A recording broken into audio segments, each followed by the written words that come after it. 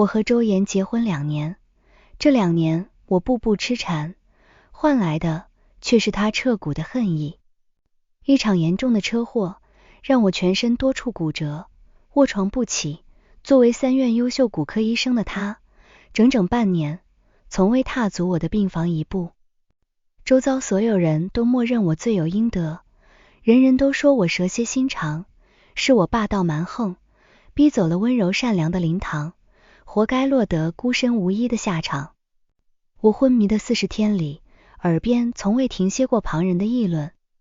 病友、護士、醫護家屬無一不在替周岩慶幸我這場車禍終於讓他得以解脫。所有人都覺得我是糾纏不休的禍害，就連我即將出院時，周岩的好友都暗自捏汗，感慨我又要回去糾纏折磨他。無人知曉，昏迷的黑暗牢籠裡，我拼盡全力掙扎蘇醒，在無邊恐懼中煎熬了無數日夜，最終靠着一聲水杯落地的巨響，驟然睜眼，掙脫了漫長的昏睡。病房大姐連聲致歉，說是自己不慎弄掉水杯吵醒了我，我卻心底慶幸，是這聲響救了深陷黑暗的我。醫生團隊趕來檢查，告知我傷勢極重，後腦勺着地，造成顱內淤血，外加右手、左腿多處嚴重骨折和大面積軟組織挫傷，整整昏迷了40天。好在淤血漸散，手術順利，身體正在慢慢恢復。白大褂簇擁的人群裡，我始終沒看見周岩的身影。醫生搪塞說他連台手術繁忙，無暇過來。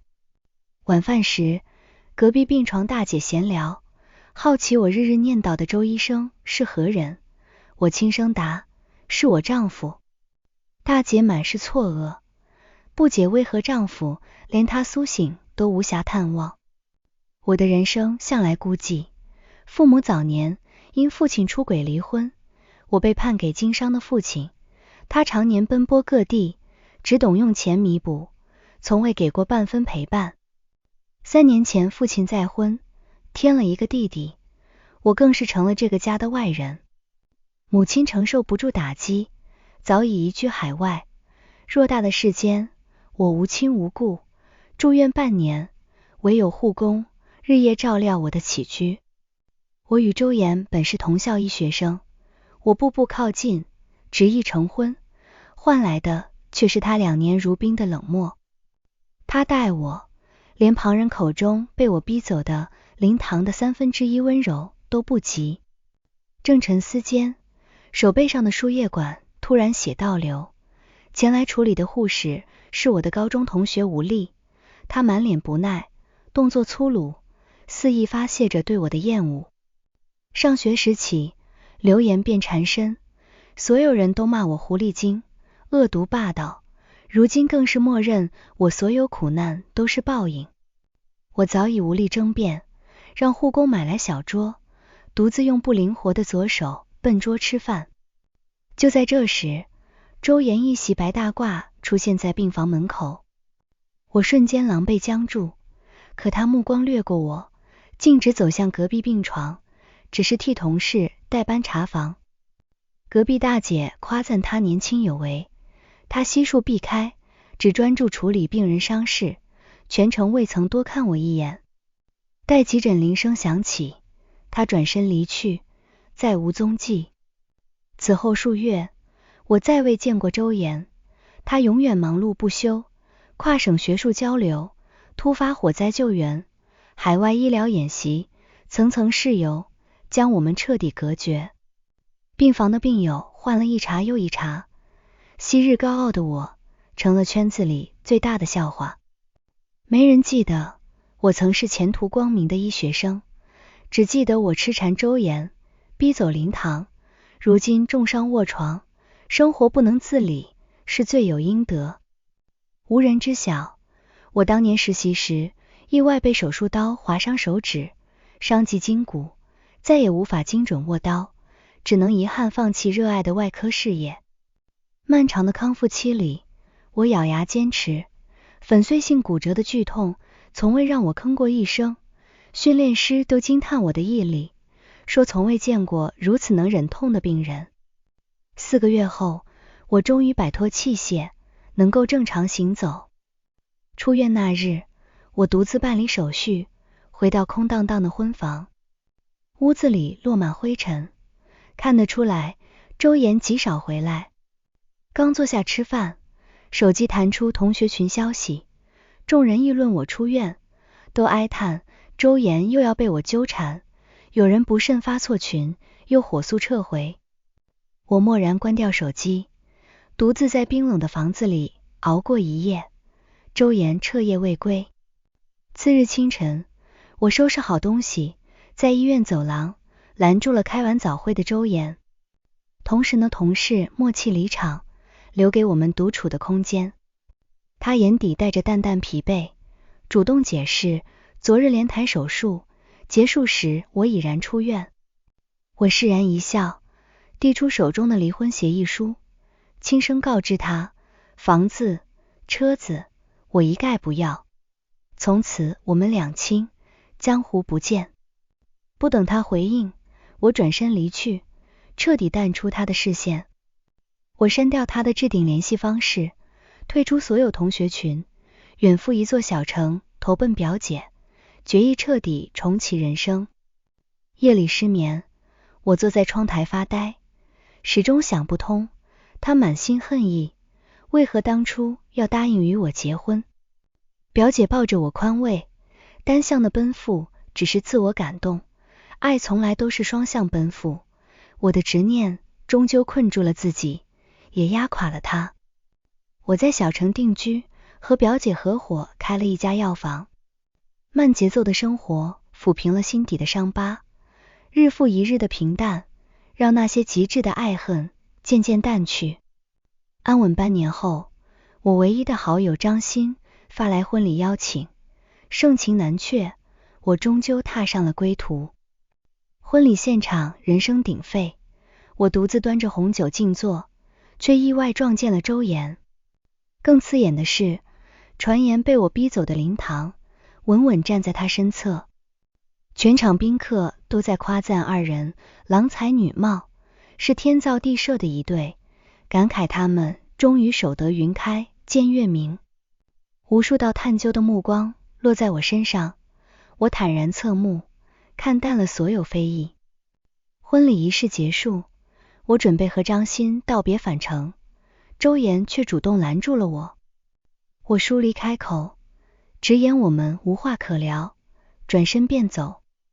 可就在我準備打車去機場時，他快步上前，死死攥住我的胳膊，攔下了出租車。空氣凝滯，他看着我，嗓音低沉而固執，我們還是合法夫妻，你要去哪兒？我滿臉錯愕，那份我親手遞交，以為早已生效的離婚協議，他竟從未簽字。他帶我驅車去往海邊，追問我執意離開的緣由。我滿心疲憊，只問他，這難道不是他想要的結果？拉扯間，表姐的電話打來，語氣焦急，質問我是不是好了傷疤忘了疼，非要回頭重蹈覆轍。周岩接過電話，低聲和表姐溝通片刻，掛斷後帶我回了我們曾經的婚房。屋子被收拾得乾淨整潔，早已沒了往日的灰塵。他溫柔提及我偏愛花茶的習慣，我卻只剩疏離，只催促他次日一早去民政局辦離婚。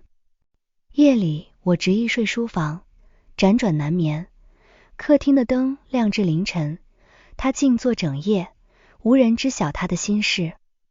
次日清晨，我早起等候，卻只看到他留下的字條：醫院突發急診，他緊急返崗，貼心為我備好早餐。我撥通他的電話，始終是忙音，只能親自去往醫院等候。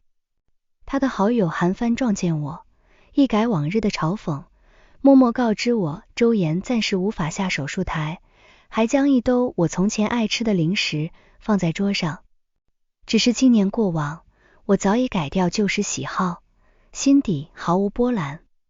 我從清晨等到下午4點，周岩才拖着滿身疲憊歸來。我拿出離婚協議，催促他抓緊時間辦理，他只求我給他5分鐘，簡單吃一口飯。可剛準備動身，急診通知再次傳來，病人突發脂肪栓塞，性命攸關，他只能再次奔赴手術台。等他處理完畢，民政局早已下班。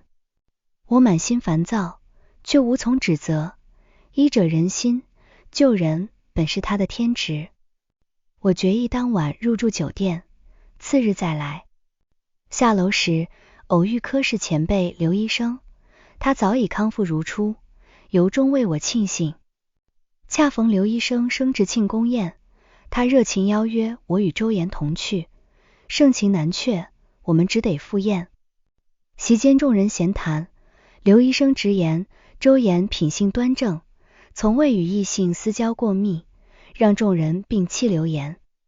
我心底滿是疑惑，靈堂明明已然歸來，為何眾人對此一無所知？中途我去洗手間平復心緒，偶遇劉醫生的妻子楊姐。溫柔細心的楊姐一語道破了我深埋心底的誤會。楊姐告訴我昏迷住院的40天裡，周岩從未缺席。他當初正在外省跟隨院長做高難度手術，聽聞我車禍重傷，當即不顧一切衝出會場返程，也因此被全院通報記過。我在重症監護室的日夜，他夜夜守在病房，趴在床邊淺眠，從未間斷。只是他向來沉默內斂，從不張揚付出，只在無人的深夜默默守護，故而我蘇醒後從未見過他的身影。我徹底怔住，2年的冷漠恨意，無數個日夜的委屈心酸，在這一刻盡數崩塌。原來我從未被辜負，只是被蒙在巨大的誤會裡。走出洗手間，周岩靜靜佇立在門口，滿眼擔憂。飯局提前散場，我本想依舊入住酒店，他卻告知我次日是周末，民政局休息，我只能暫時作罷。隔日一早，我下樓買早餐，看見他的車靜靜停在樓下，還未等我開口，他便告知我父親生日，再三囑托我們回去吃飯。我本想拒絕，可父親的電話接踵而至。他語氣虛弱，坦言身體數次復發重病，餘下時日無多，唯一的心願就是看看我過得好不好。終究抵不過老人的哀求，我隨周岩回了陳家。許久未歸，家中早已物是人非。父親常年輸液，身形憔悴，不復往日強勢。繼母溫柔和善，弟弟陳南乖巧靦腆，對我格外生疏。飯桌上氣氛沉悶，我滿心隔閡，坐立難安。飯後我帶着陳南餵魚散心，片刻的安寧卻被一場突如其來的心絞痛打破。父親突發急症，全家慌亂不已。周岩沉穩施救，安撫眾人，陪同家庭醫生處理妥當。天色漸晚，繼母再三挽留，我們只得留宿家中。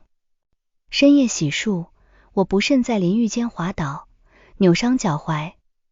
周岩聞聲衝入浴室，不顧我的抗拒，用浴巾將我裹好，溫柔抱回床上，細心為我揉按消腫。昏暗的臥室裡，氣氛曖昧繾綣，他俯身吻我，溫柔又克制。積壓2年的委屈瞬間翻湧，我瞬間紅了眼眶。我哽咽質問他，既然昏迷時默默守護，為何蘇醒後始終冷漠，讓我誤會2年？他終於卸下所有偽裝，將我擁入懷中，一遍遍致歉。就在誤會即將解開之際，次日清晨，多年未見的崔旭突然登門。崔旭是我年少時的鄰家哥哥，素來護我周全。可周岩見到他的瞬間，臉色驟沉，雙拳緊握，周身戾氣盡顯，是我從未見過的事態。二人借口外出庭院談心，我追出去撿球時，意外聽見了驚天真相。原來當年崔旭新約我，見我滿心都是家境普通、毫無背景的周岩，心生不甘與嫉妒。他自持家世優越，覺得周岩配不上我，先是拿錢羞辱勸退，被周岩拒絕後，又找人圍毆他。得知周岩父親在本地工作，更是喪心病狂，帶人圍毆老人，致使其重傷。而周岩的父親後續因癌症離世，年少的周岩一邊承受喪父之痛，一邊深陷矛盾與恨意。崔旭滿心愧疚，坦言是他親手毀了我的幸福，毀了周岩的人生。我渾身冰冷，如墜冰窟，顫抖着追問，此事是否與我父親有關？崔旭沉默不語，周岩慌忙開口遮掩，試圖讓我不必深究。可我早已洞悉真相，我父親素來強勢，一心想讓我嫁給家世匹配的崔旭，不滿我執意追隨一無所有的周岩，當年必然也暗中推波助瀾。我衝進屋內質問父親，他虛弱懺悔，坦然承認所有過錯。他只是怕我跟着周岩吃苦受累，怕我所托非人，卻用最偏執、最惡毒的方式毀掉了周岩的人生，也困住了我們2年的婚姻。我終於明白他極致冷漠的根源，他恨的從不是我，而是我身後的家人，是這份裹挾着傷害的感情。巨大的愧疚與窒息感將我吞噬，我狼狽逃離家門，漫無目的地遊走街頭。深夜醉酒，我一遍遍向周岩道歉，為我父親的過錯，為這2年的雙向折磨。次日醒來，看着身邊溫柔待我的周岩，我依舊無法釋懷。隔着一條人命，一場破碎的過往，我們的婚姻早已千瘡百孔。我依舊堅持離婚，不想再讓彼此深陷痛苦。周岩終於道出所有隱忍與真心。當年他並非刻意冷漠，只是深陷矛盾深淵。一邊是深愛不捨的我，一邊是父親慘死的恨意與委屈。他無從抉擇，只能刻意疏離，逼自己冷漠，也逼我遠離，以此護我周全。我車禍重傷那日，他自責到極致，若不是他常年的冷漠讓我抑鬱迷茫，我也不會精神恍惚，闖紅燈，遭遇橫禍。他坦言，當初答應和我結婚，從來不是報復，而是深愛。哪怕被恨意裹挾，哪怕良心備受煎熬，他依舊捨不得放手。我遞交離婚協議那日，他才徹底恐慌，明白所有恨意都抵不過失去我的痛苦。這1年我遠走小城，他默默追隨，看着我安穩度日，不敢打擾，只默默守護。張欣的婚禮是他盼了1年的重逢機會，看見我執意離開，他終究慌了神，再也不願放手。至於林棠，不過是無關緊要的過客。當年入校同乘一趟列車，被旁人惡意造謠成青梅竹馬。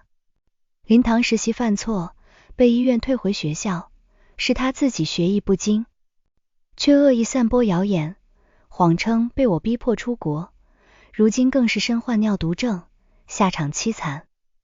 而我當年放棄外科夢想，也並非傳言中的霸道自私，是實習時為了護住低頭操作的周岩，徒手接住滑落的手術刀，傷及手指，斷送了行醫之路。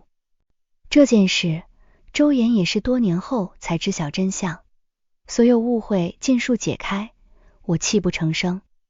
2年的痴纏與冷漠，2年的非議與委屈，終究是一場雙向的錯過與隱忍。我暫時擱置了離婚的念頭，選擇與他慢慢和解。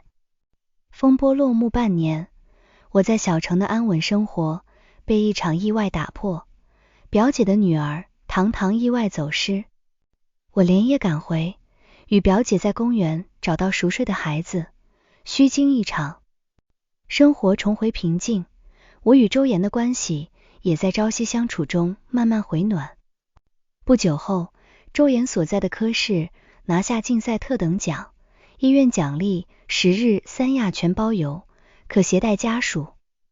他小心翼翼邀我同行，我欣然赴約。沙灘之上，有人上前索要聯繫方式，周岩及時現身，將我護入懷中，高調宣示主權。他坦言，若我不來，他便打算奔赴我的小城，陪我守着藥房，有我在，世間風景才算圓滿。故事尾聲，我轉讓了小城的藥房，回到白城，入職3院藥房，終於可以和周岩朝夕相伴，雙向奔赴。婚後第一個清明節，我們相約一同回去給周爸爸掃墓。途中閒談，我才知曉更多隱秘的溫柔。大學時，父親來學校看他，偶遇鬧彆扭的我們，見我身形單薄，便每月多給周岩500生活費，讓他給我補身體，默默認可了我這個未過門的兒媳。周岩將這筆錢全數存下，多年後悉數交還我。他早已知曉我擋道的真相，感念我的善良與付出，從未因過往恩怨真正怪過我。過往所有的偏執、誤會、傷痛，皆化為溫柔過往。旅途終點，醫院的孕檢單遞到手中，嶄新的小生命，是我們和解與圓滿的最好見證。